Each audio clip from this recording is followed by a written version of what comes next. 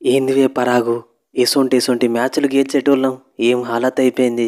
గా డీసీతోని మ్యాచ్లా లాస్ట్ ఓవర్లో 9 రన్లు కొట్టలేదు. సూపర్ ఓవర్లు ఆడులు రాయ్యా అంటే 11 రన్స్ కొట్టిల్లు.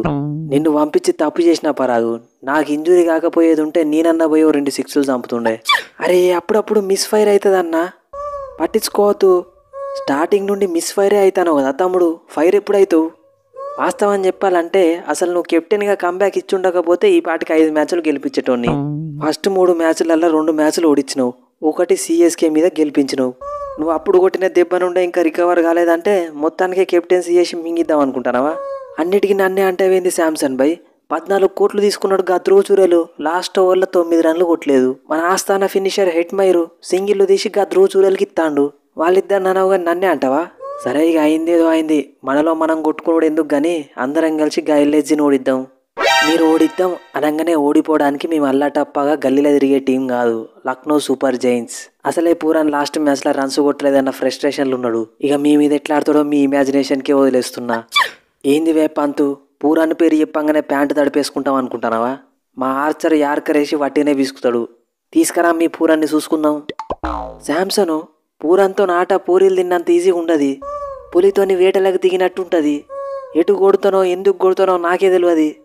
శాంసన్ భయ్యా, ఈ పూరాన్ని 20 రన్లు కూడా కొట్టని అని నీకు మాటిస్తున్నా. జస్ట్ పూరన్ బ్యాటింగ్ వచ్చినప్పుడు నాకు ఒక ఓవర్ బౌలింగ్ చాలు.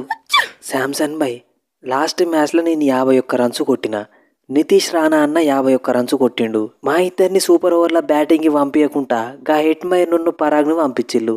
అనవసరంగా 2 పాయింట్లు పోయినాయి. అరే జైస్వాలు, గది మేనేజ్మెంట్ డిసిషన్. ఇప్పుడు నువ్వు పోయిన 2 పాయింట్లను పట్టించుకోకు, రావాల్సిన 2 పాయింట్ల గురించి ఆలోచించు. ఎల్ఎస్జీ మీద కూడా గట్లే 50 కొట్టినావంటే మ్యాచ్ గెలుద్దాం. నేను 50లు కొడుతూనే ఉన్నా, మీరే మ్యాచ్ గెలుతలేరు. వరుసగా 3 మ్యాచ్లు గెలిచిన మనం సిఎస్కేతోని మ్యాచ్ ఓడిపోడేంది? నేను కొట్టక 63 రన్స్ కొడితే మ్యాచ్ మింగుడేంది? ఏం అర్థమవుతలేదు. పంతు బై, నువ్వు రన్స్ కొట్టినావు కాబట్టికే మ్యాచ్ పోయింది. అదే నేను మార్షో కొట్టేది ఉంటే మ్యాచ్ గెలిచేటోళ్ళం. అట్నే ఉంటుంది. నేనుగా 49 బాళ్ళల్లో 63 కొట్టకపోతే మనం 100కే ఆల్అవుట్ అయిపోతుండే. అందరు నీలాగానే అవుట్ ఆర్ రైట్ అన్నట్టు ఆడితే ఎట్లా పూరాను? అప్పుడు మన పరిస్థితి సన్ రైజర్స్ లెక్క అవుతుంది. మార్ష్ ఒకలాగా ఆడితే మక్రమ్ ఒకలాగా ఆడాలి, పూరన్ ఒకలాగా ఆడితే పంత్ ఇంకొకలాగా ఆడాలి. అప్పుడే పాయింట్లు వస్తాయి. మీరు ఎట్లయినా ఆడుల్లి, నేను మాత్రం దంచి కొట్టుడే. లాడ్డన్నా, మనం 7 మ్యాచ్లల్లో 4 గెలిచినాం, 3 ఓడిపోయినాం.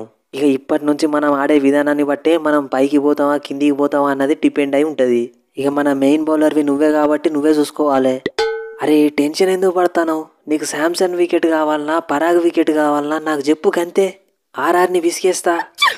లాండు, వరుసగా 3 మ్యాచ్లు ఓడిపోయిన ఫ్రస్ట్రేషన్లు ఉన్నా. మీకు ఈ మ్యాచ్లో శాంసన్ ఆడించే ఆట ఎట్లుంటుందో చూపిస్తా. Let's meet in the ground. So friends, ఈ స్పూఫ్ కనుక మీకు నచ్చితే మన ఛానల్ని సబ్స్క్రైబ్ చేసుకోండి, వీడియోని లైక్ చేయండి.